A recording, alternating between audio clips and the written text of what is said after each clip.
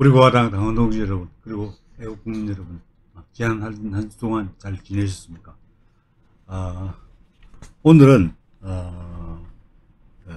지난주에 말씀드린 정보통신망을 이용한 예컨대 뉴스, 가짜 뉴스 이것을 이제 규제하기 위한 그런 이제 법을 말씀드렸는데, 오늘은 언론사를 직접적으로 대상으로 해서 언론사의 표현의 자유를 억압하는 그 악법에 대해서 말씀드리겠습니다. 사실 지금까지 지금 언론사들이 언노련 또는 민주소송에 장악되어 있기 때문에 언론사가 제대로 기능을 못하고 있는 건 분명하죠. 그런데 사실은 그럼에도 불구하고 지금 특히 이제 더불어민주당 또는 여권에서는 뭐냐면 언론 보도에 대해서도 특히 이제 가짜 뉴스라고 판단한 것, 그건 뭐 좌파들이 판단한 것, 그렇게 판단한 것을 규제할 수 있는 그런 제적 장치가 있어야겠다라고 하는 생각에서 언론중재법, 정확하게 말씀드리면 언론중재 및 피해구제 등에 관한 법률입니다. 근데 줄여서 이제 언론중재법이라고 하는데, 이 언론중재법을 개정해 가지고 이제 언론사에게 더 많은 압박을 가하는 겁니다. 그래서 함부로 좌파들이 생각하는 가짜뉴스를 보도하지 못하도록, 실제로 이 법 자체는 가짜뉴스라는 표현을 사용하고 있지 않습니다. 그런데 그 제한 이후에 보면 가짜뉴스가 여러 가지 사회적 문제를 일으키다, 폐해를 일으키고 있다. 그래서 언론사가 가짜뉴스를 보도하는 것을 막을 필요가 있다. 그래서 제한 이후에서 밝히고 있습니다. 그러니까 지난번에 지난주에 말씀드린 정보통신망법은 가짜뉴스라는 개념을 사용하고 있는 거죠. 직접적으로 사용하고 있으면서 그걸 규제하는 거고, 여기 이제 언론중재법에서는 가짜뉴스라는 표현을 사용하고 있지는 않지만 그와 유사한 용어를 사용해 가지고 이른바 가짜뉴스를 통제하고자 하는 그런 가짜뉴스를 통제한다는 빌미로 언론기관에 재갈을 물리고, 그래서 표현의 자유를 억압하는 그 악법이다. 그 악법이 바로 언론중재법 개정안이다 하는 말씀이고, 언론중재법 개정안은 21대 국회에 들어와서 10건 정도가 지금 발의되어 있습니다. 그리고 이제 제가 오늘 말씀드리고자 하는 것은 그 10건 가운데서 아마 여러 개정안들의 여러 가지 내용들을 종합적으로 반영해 놓은 그런 개정안이 바로 이제 제가 말씀드리는 오늘 말씀드릴 그 개정안인데, 이 개정안은 더불어민주당에서 발의한 게 아니고 열린민주당이죠. 같은 비례대표 정당이라고 할 수 있는데, 하여튼 열린민주당의 최광욱 의원이 대표 발의한 것입니다. 최광욱 의원 찾아보시면 아시겠지만 하여튼 조국과 아주 밀접하게 연결되어 있고 지킴이 비슷하게 활동을 해왔던 사람이죠. 하여튼 기본적으로 하여튼 열린민주당이든 더불어민주당이든 같은 뿌리의 같은 정당이다, 이렇게 말할 수 있는데, 따라서 이건 기본적으로 열린민주당의 입장과 더불어민주당의 입장이 같다고 보고, 이 내용에 가장 포괄적인 그런 내용들이 포함되어 있기 때문에 그 내용을 중심으로 오늘 말씀을 드리도록 하겠습니다. 근데 실제로 이게 일부 개정 법률이라고 되어 있지만 안에 들어가 있는 내용을 보면 골격을 많이 바꿉니다. 이게 사실은 그렇게 언론에 크게 주목을 받고 있지 않은데, 그 내용이 어떻게 바뀌었는지 그걸 잠깐 말씀드리고 일단 그 문제점을 지적하는데, 먼저 이 열린민주당의 최강욱 의원이 이 언론중재법 개정안을 발의한 것이 2021년 2월 4일입니다. 이번 달 들었어요. 2월 4일 날 법안을 발의했고, 그리고 이 2월 5일 날 문화체육관광위원회에 회부됐습니다. 회부돼 가지고 입법 예고 기간이 언제까지로 되어 있냐면 2월 8일부터 2월 20일까지 이렇게 되어 있습니다. 근데 이게 보통 일부 개정 법률안 같은 경우는 입법 예고 기간이 보통 10일입니다. 그리고 이제 전부 개정 법률안 같은 경우는 15일, 뭐 재정안도 마찬가지고 이렇게 되는데, 이건 일부 개정안 법률안임에도 불구하고 입법 예고 기간이 15일 월간입니다. 그래서 오늘까지가 입법 예고가 만료되는 시점입니다. 오늘이. 그래서 실제로 15일 동안의 입법 예고 기간이 주어져 있고 오늘이 만료가 되는데, 제가 조금 전에 2시 25분경에 제가 확인을 해본 결과 그때까지 이 개정안에 대해서 6,087건의 의견이 제출됐습니다. 그런데 6,087건의 의견 가운데 절대다수가 바로 반대 의견입니다. 그래서 이것도 지난번 정보통신망법에 비해서는 제출된 의견 수가 적었지만은 하여튼 이 개정안에 대해서도 상당히 많은 국민들이 관심을 가지고 반대를 하고 있다 하는 그런 내용을 읽을 수가 있습니다. 자, 그런데 여기서 이제 앞으로 현재는 입법 예고 기간이 끝났기 때문에 아마 이제 동안상임위원회에 상정이 될 겁니다.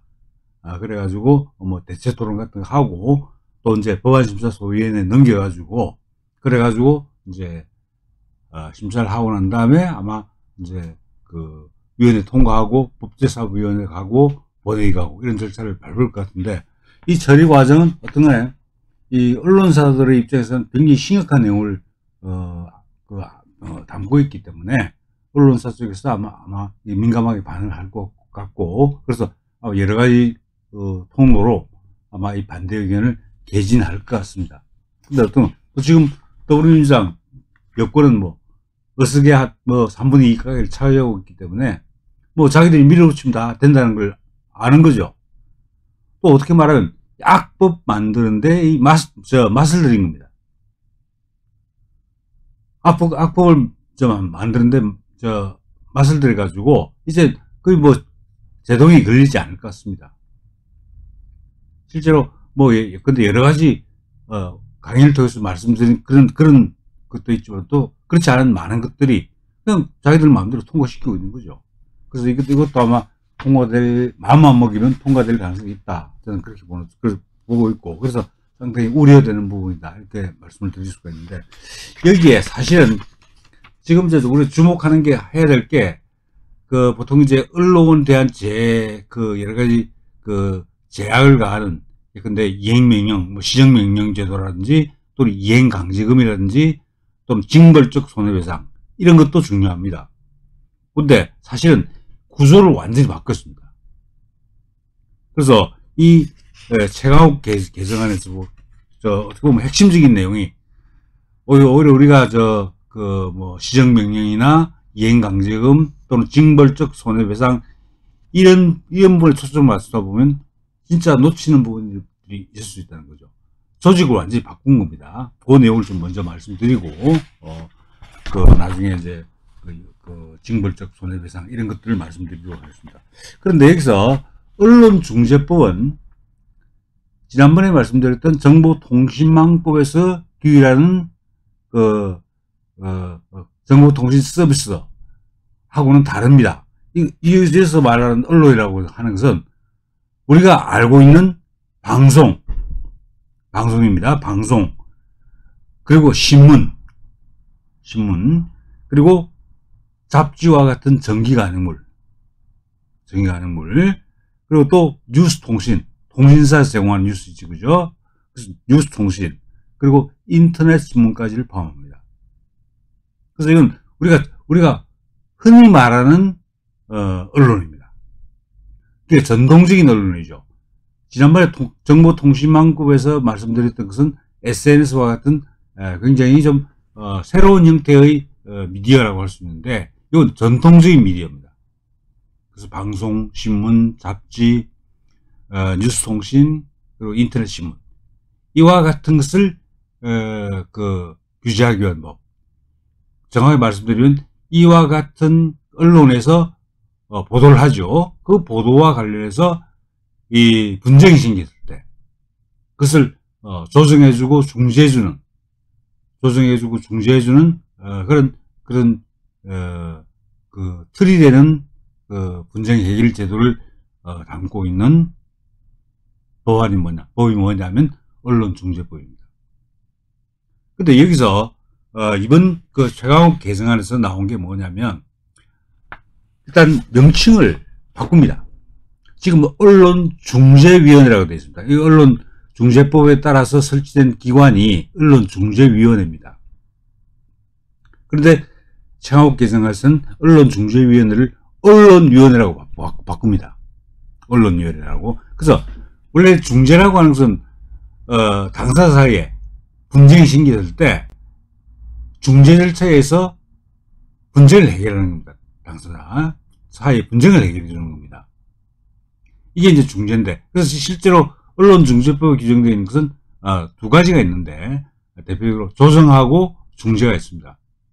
근데 조정과 중재는 사실은 이제 우리 이제 그 민사소송법에서 보면 이게 대체적 분쟁 해결 수단으로 알려져 있는 겁니다.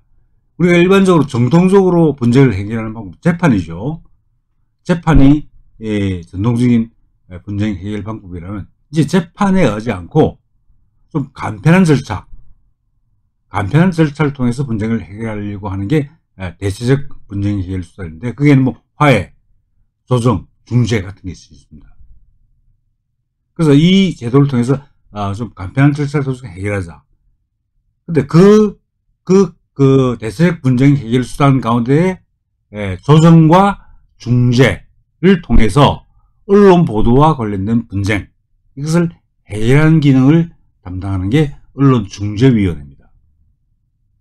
그러니까 여기는 언론중재위원회가 뭐 직접적으로 결정을 하는 게 아니라 하여튼 뭐 조정안을 제시해가지고 양 당사자가 합의하면 그 조정안이 이제 판결과 같은 내용을 가집니다. 확정 판결과 같은 내용을 가지고, 또는 또 이제 중재 일정을 내리게 되면 그럼 그 중재 일정이 양 당사자를 구속해서 조금적으로 확정 판결과 같은 결을 발생시키는 거죠. 그래서 분쟁을 해결하는 겁니다. 해결하는 거. 근데 기본적으로 언론중재위원회에서 하는 것은 조정이나 중재와 같은 그런 이제 분쟁 해결 수단을 이용해서 당사자끼리의 분쟁을 해결하도록 하는 거죠. 그런데 언론위원회라고 하는 것은 다른 겁니다. 지금 최강욱 개정안에 나와 있는 언론위원회라고 하는 것은 원래 당사자끼리 조정과 중재하는 건 그대로 있습니다. 그런데 이 개정안에서는 언론위원회는 그 침해에 대한 판정을 바로 하게 되어 있습니다. 할 수 있게 되어 있습니다. 언론위원회가 언론 보도에서 침해가 발생했다, 그렇게 판정을 내리고 그에 따라서 시정 조치를 할 수 있도록 했습니다. 그러니까 이제는 단순한 뭐 분쟁 해결 기관에서 넘어서서 이제 사실 준사법적 기능 또 재판 기능까지도 갖고 있다, 이렇게 생각할 수 있는 거죠. 그래서 언론위원회가 하여튼 침해가 발생했는지 아닌지를 조사하고 판정해가지고, 만약에 언론 보도에 의한 침해가 발생했다 그러면 시정명령을 내릴 수 있도록 하는 겁니다. 시정명령을 내릴 수 있도록 하고, 또 시정명령에 따라서 시정을 하지 않으면 그러면 어떻게 하느냐, 그러면 이행강제금을 부과하게 되어 있습니다. 이게 굉장히 중요한 차이입니다. 다시 말씀드리면 지금 현행 언론중재법은 당사자끼리 분쟁을 해결하도록 조정하거나 중재하는 역할만 하는 건데, 지금 새로 개정안에서 나온 언론위원회는 조정 중재뿐만 아니고 거기에 바로 침해에 대한 판정, 재판 기능까지도 부여를 하고 있는 겁니다. 사실상의 재판기관입니다. 그래서 그렇게 해가지고 하여튼 시정명령 내리고 이행 강제금을 부과할 수 있도록 이렇게 만들고 있다는 것이 중요한 차이입니다. 그래서 원래 언론중재위원회는 독립위원회라고 해가지고 행정기관으로부터 다른 국가기관으로부터 완전히 독립되어 있습니다. 독립되어 있는 기관으로서 뭐냐면 조정과 중재 기능을 담당을 하는데, 언론위원회는 그렇지 않습니다. 이건 어디에 설치되게 되냐면 바로 이제 문화체육관광부 산하기관으로 들어가 있습니다. 문화체육관광부 소속의 행정기관으로 언론위원회를 설치하도록 되어 있다는 거죠. 독립된 위원회가 아닙니다. 행정기관으로 독립된 위원회가 아니고 행정부 소속의 바로 행정기관입니다. 행정기관인 위원회가 되는 거죠. 그래서 이제는 그 행정기관으로부터 독립성을 보장받을 수가 없습니다. 이 점은 또 어디에서 이 중요성이 확인이 드러났냐면, 원래 언론중재위원회, 현행법상의 언론중재위원회는 공무원이 중재위원이 될 수가 없습니다. 공무원이. 그런데 그 개정안에 따르면 그 공무원이 중재위원이 될 수 없다는 규정을 삭제를 했습니다. 그리고 그 언론위원회 위원을 대통령이 임명할 수 있게 했습니다. 물론 그 대통령 공무원 가운데 임명할 수가 있습니다.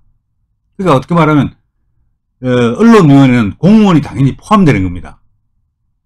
언론중재위원회는 공무원이 중재위원이 될 수 없는데, 지금 개정안에 따르면 언론위원회 위원은 대통령이 임명하는 공무원이 위원이 될 수가 있다는 거죠. 그러니까 사실상 완전히 행정기관처럼 변해버린 겁니다. 근데 이 행정기관이 사실 언론에 관한 조정과 중재, 심지어는 아까 말씀드렸다시피 시정명령 이런 것을 내릴 수 있도록 하고 있는 거죠. 그래서 행정기관이 직접 바로 개입하게 되는 겁니다. 여기에 바로 뭐냐면 사실은 언론사의 표현의 자유가 중대하게 침해될 가능성이 높은 거죠. 독립된 위원회에서 하는 게 아니고 행정부 소속 언론위원회에서 하여튼 언론 분쟁에 관한 판정을 하고 또 하여튼 여러 가지 조치를 취하도록 이렇게 하고 있기 때문에, 사실은 언론위원회가 집권세력, 정부에 바로 예속되어 있는, 그래서 독립적인 판단을 하기 어려운 그런 문제점을 안고 있는 거죠. 이렇게 보면 사실은 이게 정말 중대한 개혁이라고 말할 수 있습니다. 그나마 정권으로부터 독립된 그 언론중재위원회가 정치적 중립성을 유지하면서 조정이나 중재를 할 수 있었는데, 이제는 이게 아니고 언론위원회가 아예 행정기관으로서 뭐냐면 판정 업무까지, 조정과 중재뿐만 아니고 판정 업무까지 담당을 하게 됐다는 거죠. 그래서 정치적 중립성이 완전히 훼손될 가능성이 높고, 또 마찬가지로 따라서 이제 공정성이 확보되기가 굉장히 어렵다는 점 말씀드립니다. 그리고 또 하나 중요한 거는 언론 보도에 의한 피해 판정, 침해 판정을 담당하기 위해서 따로 부서를 하나 마련했습니다. 그게 뭐냐면 심판부라는 걸 마련했습니다. 지금 현재는 중재부밖에 없습니다. 중재부. 지금 언론중재위원회는 중재부만 있는데 여기에 심판부를 따로 마련했습니다. 이 심판이라는 게 사실 재판 비슷한 거죠. 준사업적인 기능이라고 볼 수 있는데, 이 심판부를 따로 두고 만들어가지고 하여튼 사실상 재판 기능을, 준사업적 기능을 하도록 이렇게 만들어 두고 있다는 거죠. 이게 소속은 행정부 소속 기관이면서 준사업적 기능까지 가지게 되는 거죠. 그래서 이것도 이제 권력 분립의 원칙과 관련해서 문제가 있을 수 있다. 행정기관이 어떻게 준사업적 기능을 갖나, 특히 언론의 자유와 같은 굉장히 중요한 기본권과 관련해서 그것을 근데 담당하는 언론위원회가 준사업적 기능까지 갖는 것은 권력 분립의 원칙에 위배되는 게 아니냐, 이런 비판이 나올 수가 있다는 걸 말씀드립니다. 그 다음 또 하나 중요한 것은 언론위원회를 어떻게 구성하느냐 하는 문제인데, 자, 지금 현행 언론 중재법에 따르면 그 중재위원을 40명 이상 90명 이내, 지금 현행법에는 40명에서 90명까지입니다. 그래서 중재위원을 두게 되어 있습니다. 그런데 개정안에서는 언론위원회 위원을 60명 이상 120명 이하 이렇게 바꿨습니다. 그만큼 느린 거죠. 뭐 20명에서 30명 정도 느린 겁니다. 이건 뭐 짐작하시겠지만 이건 이제 집권 세력이 자기 그 진영에 있는 사람들 힘을 주는 겁니다. 일자리 찾아주는 겁니다. 그래서 이제 언론위원회 위원으로 임명하거나 위촉해가지고, 특히 이제 위촉해가지고, 그 사람들이 하여튼 언론위원회를 장악할 수 있도록 만들어주는 겁니다. 그래서 정원을 그만큼 늘렸다. 이게 이제, 사실은 이제, 이게 예산 문제가 수반되기 때문에, 물론 뭐 예산 관련 부서라든지 이런 데서는 반대를 할 가능성이 있지만, 어떤 간에 하여튼 인원수를 늘려가지고 자기 식구 챙기를 하는 겁니다. 자기 식구를 챙겨가지고 일자리 주는 거죠.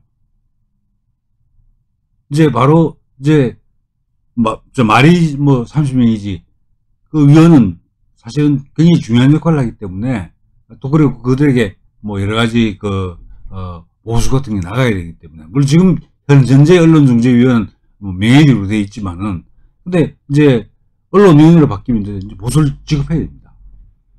그래서 막대한 예산이 이제 추가로 소요되겠죠. 하여튼, 언론위원회 위원의 수를 늘려서 좌파 진영에 있는 사람들 밥그릇 챙겨주기. 이걸 하고 있다는 거고요. 그럼 또 하나는 지금 현재 언론중재위원회 중재위원은 문화체육교통관광부 장관이 위촉을 하게 되었습니다. 그러니까 민간인을, 공무원이 아닌 사람들을 위촉하게 되었습니다.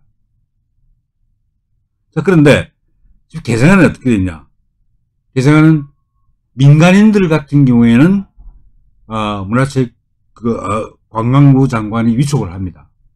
그런데 공무원을 위원으로 둘 수 있다고 그랬죠. 그럼 공무원을 위원으로 두는 경우는 대통령이 임명하게 되었습니다. 그래서 민간인의 경우에는 문화부 장관이라고 약칭하겠습니다. 문화부 장관이 위촉하고, 공무원인 경우는 대통령이 임명하고. 그래서 어떻게 말하면 정치권의 입김이 더 강해졌다. 대통령이 임명하는 그러니까 그 대통령의 의중이 많이 반영되겠죠. 그리고 공무원도 그렇게 임명할 수 있으니까. 그래서 이제 그런 측면에서 문제가 되고, 특히 이제 문제가 되는 게 뭐냐면, 이제 위원장 1명, 그리고 2명 이하의 부위원장, 그리고 2명 이하의 감사. 이게 이제 어떻게 보면 임원이라고 할 수 있는데, 언론위원회 임원이라고 할 수 있는데, 지금 어떻게 되냐? 하여튼 위원장, 그다음 부위원장 감사는 호선하게 되어 있습니다. 위원끼리 호선하게 되어 있습니다. 위원들끼리 서로 뽑는 거죠. 자기들끼리. 그래서 위원들이 하여튼 뽑을 수 있도록 되어 있지만은, 그때 개정안이 어떻게 되어 있냐? 전혀 바뀌었습니다. 위원장, 부위원장 감사는 문화체육관광부 장관의 제청으로 대통령이 임명하게 되었습니다. 위원장, 부위원장 감사를 하여튼 문화부 장관의 제청, 그리고 대통령이 임명입니다. 그러면 대통령이 임명하기 때문에 어떻겠습니까? 그 위원들은 그 대통령이 충성할 수밖에 없겠죠. 그러니까 언론위원회가 사실 정치적 영향력으로부터 벗어날 수가 없는 거죠. 다시 말해서 정치적 중립성이 보장되지 않는다는 겁니다.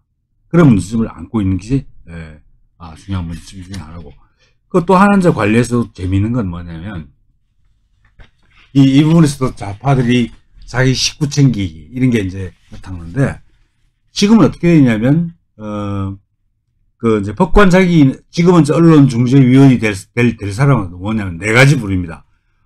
법관 자격이 있는 사람 가운데 법원 행정처장이 추천하는 사람, 그리고 변호사 자격이 있는 사람 가운데 대한변협 회장이 추천하는 사람, 그리고 언론사의 취재 보도 업무에 10년 이상 종사하는 사람, 그 밖에 언론에 관한 학식과 경험이 풍부한 사람. 요 부류의 사람들 가운데서 하여튼 1, 2, 3, 세 번째, 아까 법관 자격, 법원행정처장이 추천한 사람, 대한변협 회장이 추천한 사람, 그리고 언론사의 취재 보도 업무에 종사한 사람, 이 사람들을 적어도 5분의 1 이상 반드시 뽑도록 되어 있습니다. 5분의 1 이상. 그리고 이제 이제 그 밖에 언론에 관한 학식과 경험이 풍부한 사람도 마찬가지인데, 그건 뭐 5분의 1 이상이 될 필요는 없습니다, 이거는. 그런데 개정안에 어떻게 되어 있냐면, 지금 현행법상에 있는 4개의 음주, 법관 자격 가진 사람, 변호사 자격 가진 사람, 그다음에 언론사에 취재 보도공을 종사한 사람, 그리고 학식과 경험 있는 사람, 그건 그대로 뽑습니다. 그런데 거기 2가지를 추가했습니다.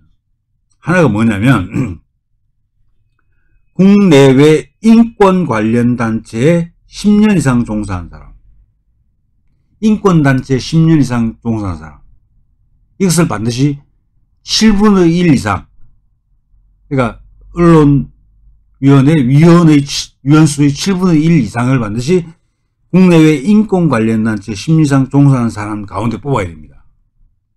근데 아시겠지만 인권 관련 단체라는 게, 물론 이제 북한 인권 위원회 같은 건 우리 우파 진영의 인사들도 많이 들어가 있지만 많은 경우엔 좌파들입니다.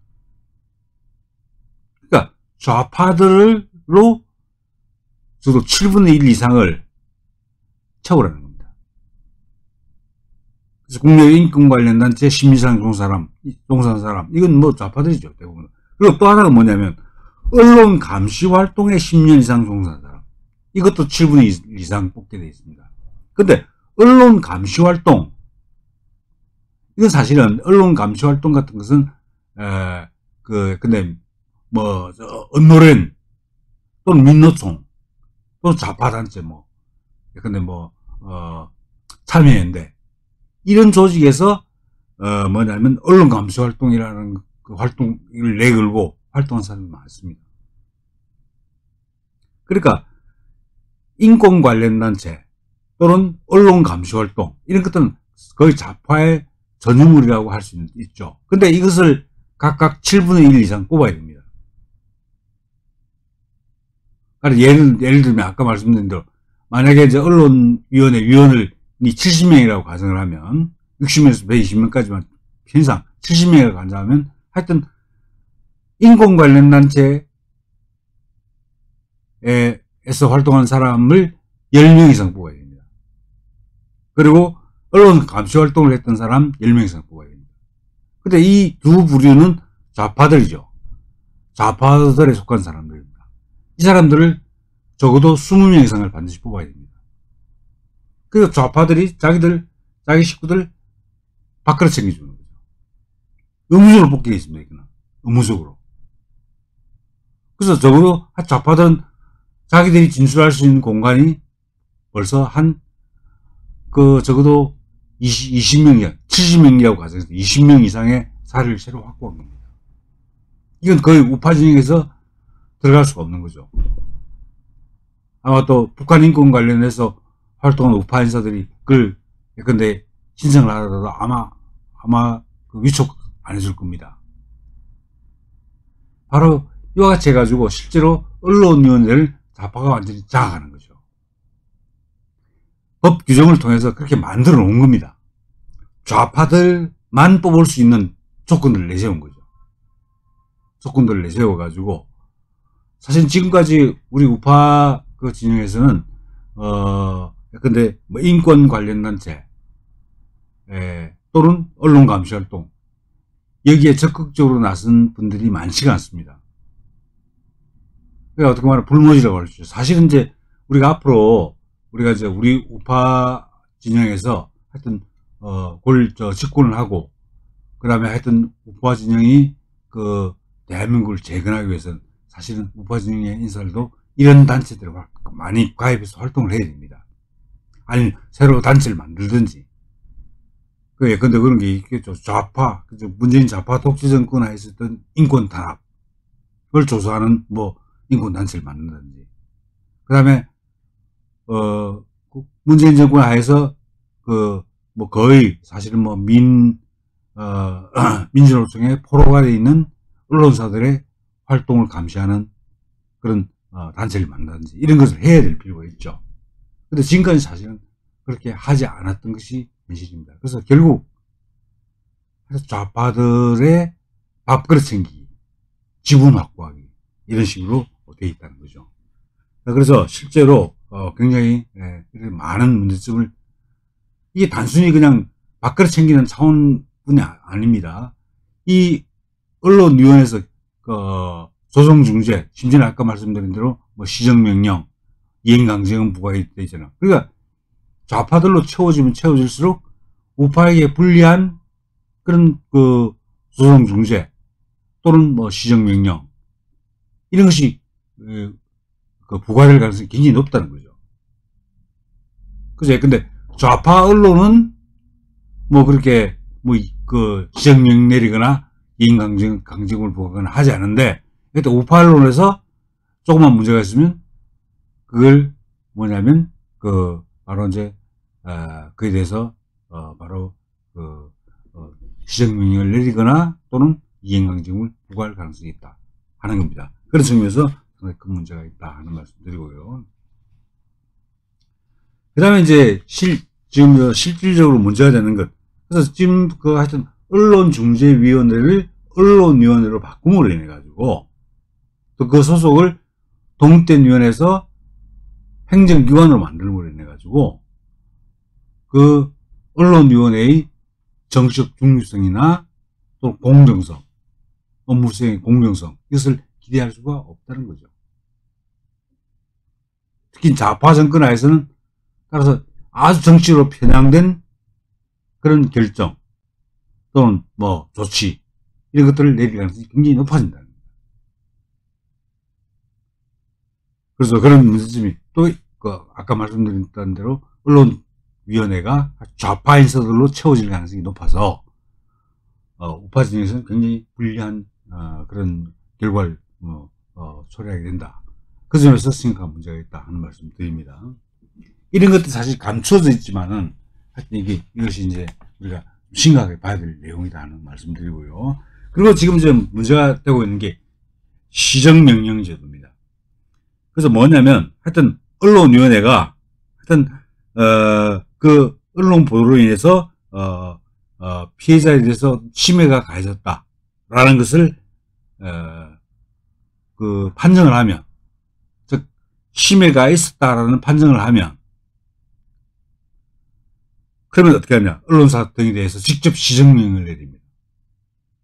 이 시정명령이라고 하는 것은 여러 가지가 있는데, 첫째가 이제 정정보도로 명령을 내립니다.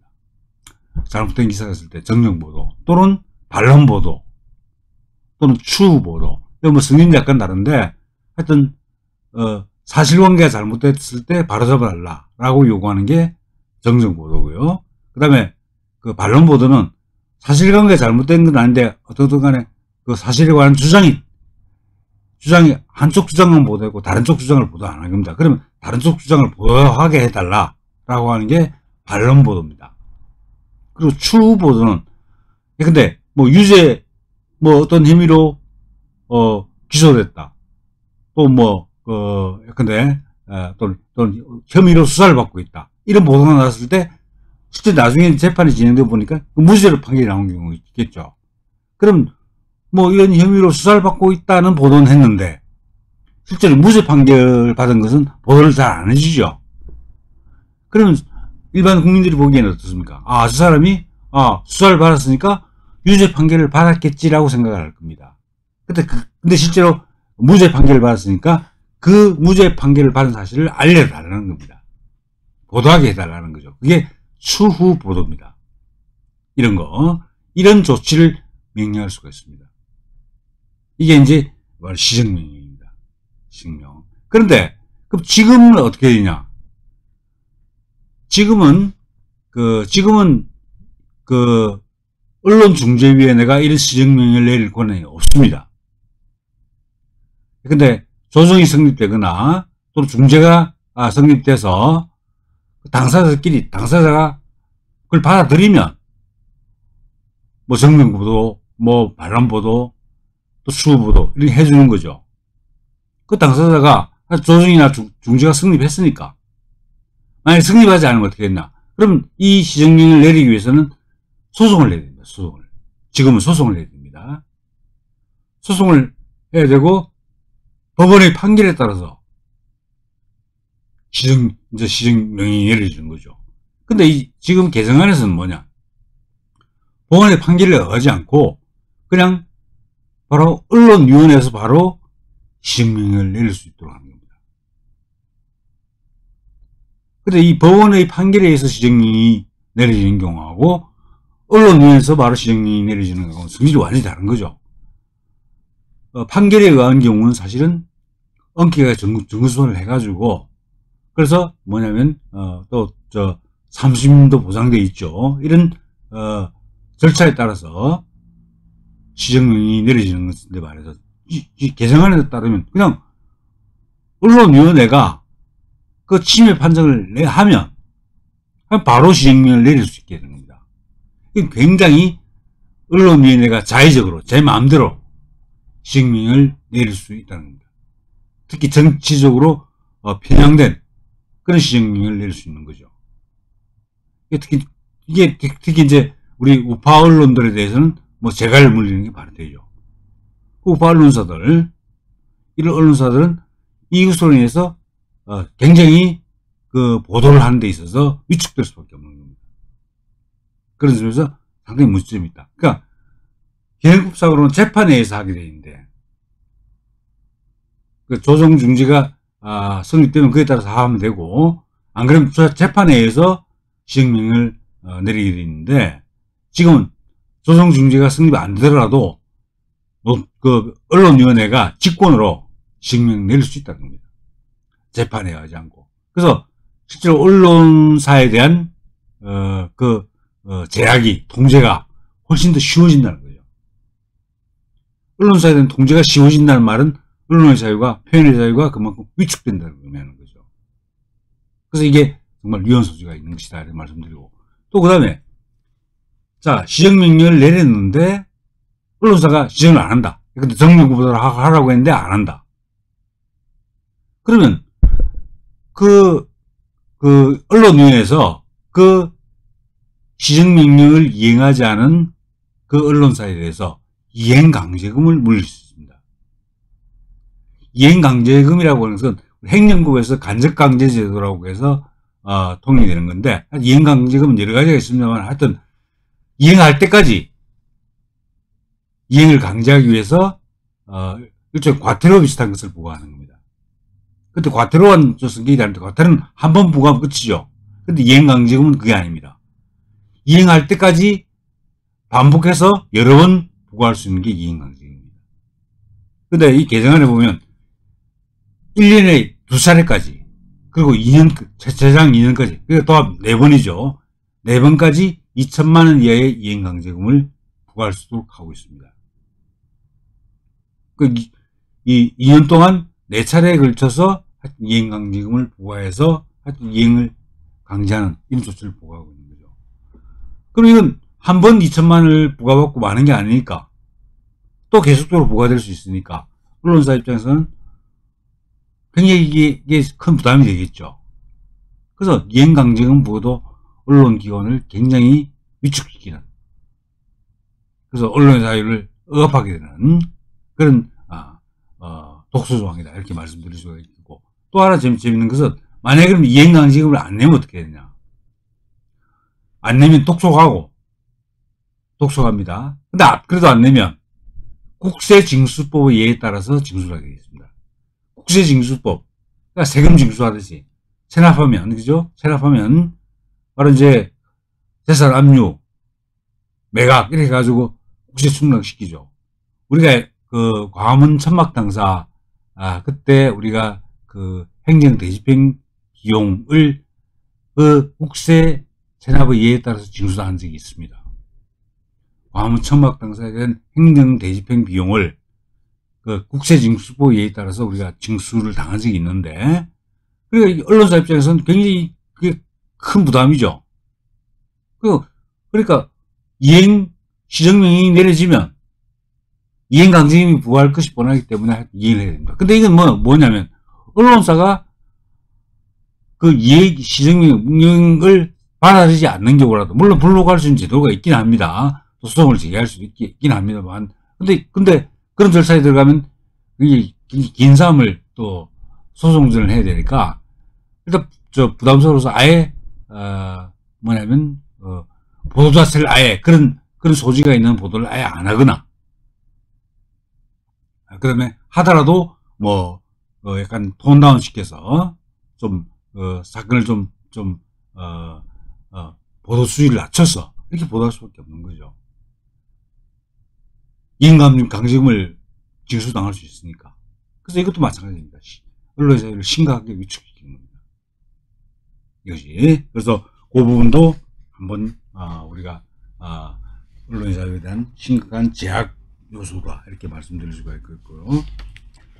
그 다음 또 하나 이제 문제가 되는 게, 이제 가장 많이 문제가 되는 것이 있는데, 이제 징벌적 손해배상입니다. 근데 징벌적 손해배상, 지금 이 개정안은 이원적으로, 손해배상이 이원적으로 규정되어 있습니다. 일반적인, 불법행위에 의한 손해배상의 경우에는 일반 불법행위 책임을 부과하고 있습니다. 일반 그 민법상의 손해배상 책임을 부과하고 있는 거죠. 자, 그런데 일정한 경우에는 징벌적 손해배상을 부과할 수 있도록 하고 있는 겁니다. 일반적인 경우는 하여튼 민법에 따라서 손해배상 책임, 이때 손해배상 책임은 실제 발생한 손해를 배상하도록 하는 겁니다. 실제로. 근데 징벌적 손해배상은 실제로 발생한 손해보다도 훨씬 높은 액수의 손해배상을 부과할 수 있도록 하는 것이 징벌적 손해배상. 저도 한번 말씀드렸는데, 이제 민법상의 손해배상의 기본 원칙은 실제 발생한 손해를 배상한다. 그게 현행법에도 있습니다. 그리고 현행법 규정이 개정안에서도 그렇게 남아 있습니다. 근데 일정한 경우에는 하여튼 실제 발생한 손해보다 훨씬 높은 액수의 손해배상을 책임을 지을 수 있도록 하고 있는 겁니다. 이게 징벌적 손해배상입니다. 자, 그런데 뭐라고 규정을 하고 있냐면, 징벌적 손해배상을 할 수 있는 경우, 그 뭐라고 되어 있냐면, 언론사 등이 사람을 비방할 목적으로 언론 보도 등을 통하여 공공연하게 거짓 또는 왜곡된 사실을 드러내어 손해가 발생한 경우에는, 자, 요 경우입니다. 자, 사람을 비방 목적이죠. 비방할 목적으로 공공연하게, 언론 보도를 통해서 공공연하게 거짓 또는 왜곡된 사실을 드러낸다는 거죠. 거짓 또는 왜곡된 사실. 요게 사실, 지난번에 설명드린 가짜뉴스 개념입니다. 그래서 거짓 또는 왜곡된 사실을 드러내는 언론 보도. 이게 바로 가짜뉴스죠.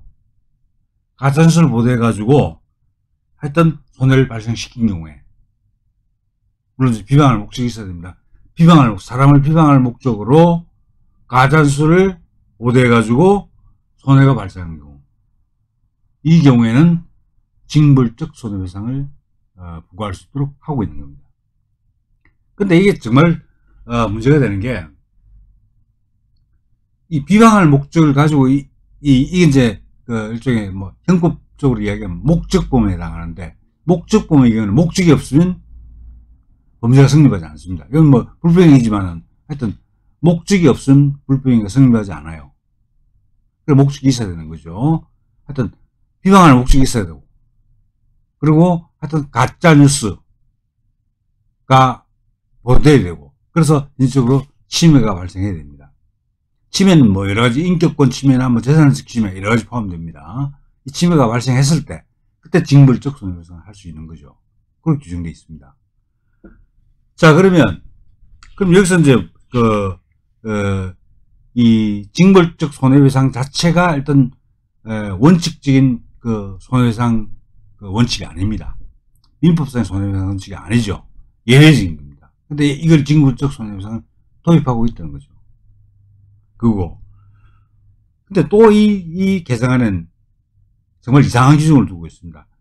아까 말씀드렸다시피 사람을 비방할 목적, 이게 있어야 된다고 그랬죠. 그런데 세 가지 경우에는 비방할 목적이 없더라도 비방의 목적이 있었던 것으로 추정을 합니다. 실제로 비방할 목적이 없더라도 이 세 가지에 해당하는 경우에는 비방할 목적이 있었다고 추정을 해버립니다. 그래서 그럼 징벌적 손해배상을 부과할 수 있게 되죠.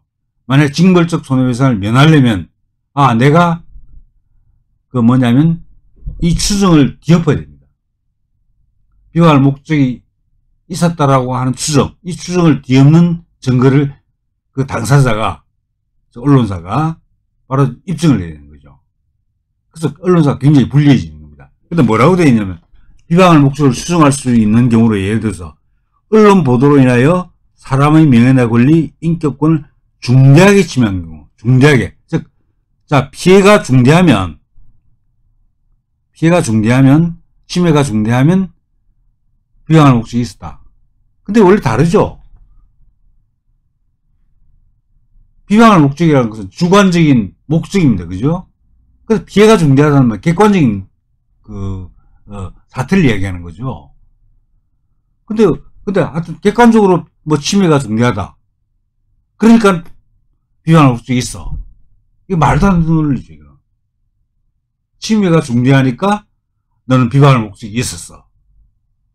이렇게 수정하는 건 말도 안 되는 겁니다. 어거지를 부리고 있는 겁니다. 하여튼 이런 경우, 침해가 중대한 경우에 하여튼 비방할 목적을 추정한다.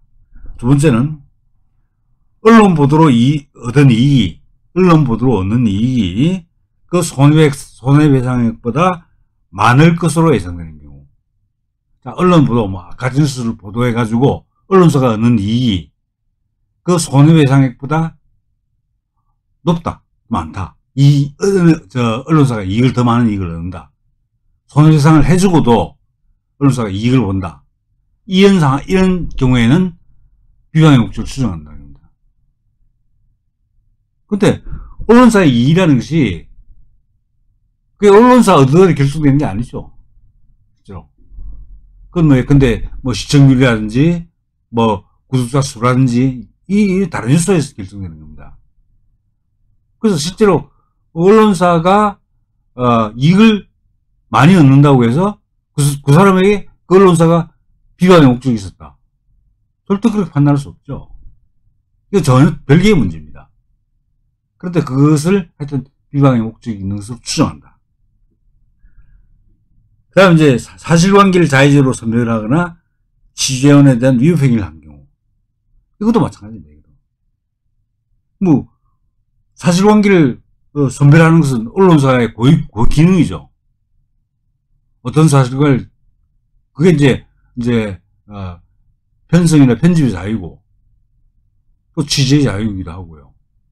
근데 이런 것들을 바로 비방의 목적을 추정하는 근거로 사용한다. 말이 안 되는 거죠. 근데 하여튼 비방의 목적이 있는 경우, 또 비방의 목적이 없더라도 이 세 가지 경우에는 비방의 목적이 있는 것으로 추정을 해가지고 징벌적 손해배상을 하고 있다는 거죠. 할 수 있도록 하고 있다는 거죠. 이게 정말 심각한 문제입니다. 그러니까 언론사 입장에서 보면 비방의 목적도 없는데 단지 이익이 좀 크다든지 침해가 약간 중대하다고 해서 그냥 징벌적 손해배상 맞는 겁니다. 또 이제 근원적으로는 비방의 목적이 있다고 해서 징벌적 손해배상을 할 수 있냐? 마치 그렇다고 말할 수는 없습니다. 물론 이제 징벌적 손해배상이 그런 경우에 이제 부과하는 경우가 많긴 하지만, 근데 마치 그렇다고 말할 수 없죠. 그래서 과연 언론 보도에 의해서 어떤 침해가 발생할 때 징벌적 손해배상을 부여하는 것이 옳으냐 하는 문제에도 제기될 수가 있고, 또 하나는 아까 말씀드렸듯이 이 세 가지 경우는 비방의 목적이 없는데도 비방의 목적이 있는 것으로 추정을 해버린다는 거죠. 그래서 언론사에게 책임을 지운다는 겁니다. 이것도 사실은 어떻게 말하면 언론사에게 언론의 자유에 대한 과도한 침해라고 말할 수 있는 거죠. 그게 바로 뭐냐면 누차 말씀드렸던 과잉금지 원칙에 위배된다고 말할 수가 있습니다. 그래서 어떤 간에 이 징벌적 손해배상 제도는 하여튼 손해배상의 일반 원칙, 민법상의 일반 원칙, 실제 발생한 손해를 배상한다 라는 원칙에 어긋난다는 거죠. 또 하나는 여기서 또 하나 심각한 문제가 이 징벌적 손해배상액을 부과할 때 상한선이 없습니다.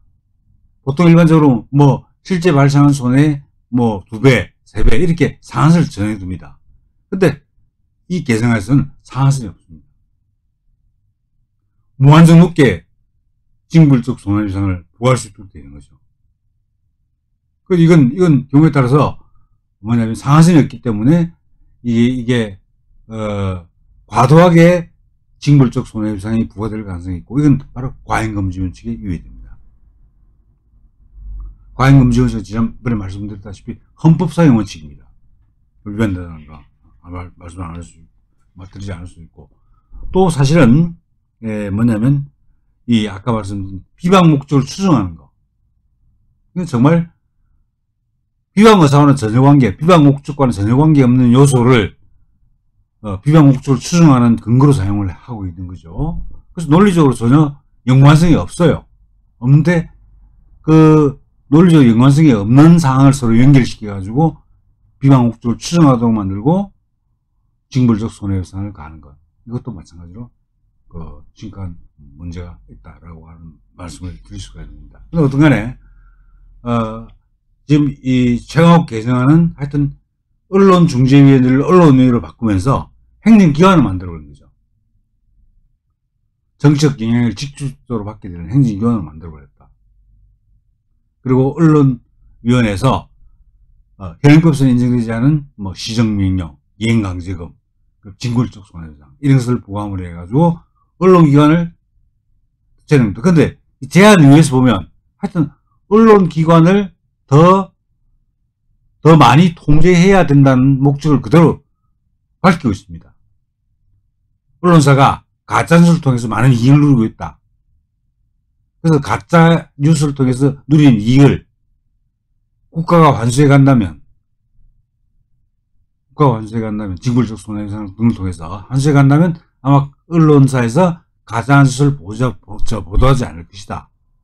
이런 식의 주장을 제안 이유에서 설명을 하고 있습니다. 노골적으로 언론사를 탄압하겠다는 거죠. 통제하겠다는 겁니다.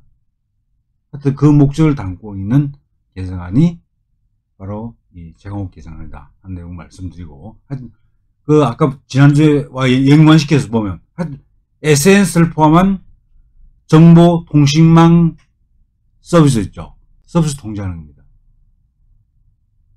유튜브 대표적으로 유튜브나 SNS 이런 걸 통제하는 게 정보통신망법입니다. 가짜 뉴스라는 이 이름으로 통제를 하는 거죠. 그리고 오늘 소개해드린 언론중재법은 이제 언론기관, 신문, 방송, 잡지, 인터넷 신문, 뉴스통신 이런 거 있죠. 이런 기관들, 즉 전통적인 언론기관에 대해서 가짜뉴스라는 이름으로 언론사에 재갈을 물리는 겁니다.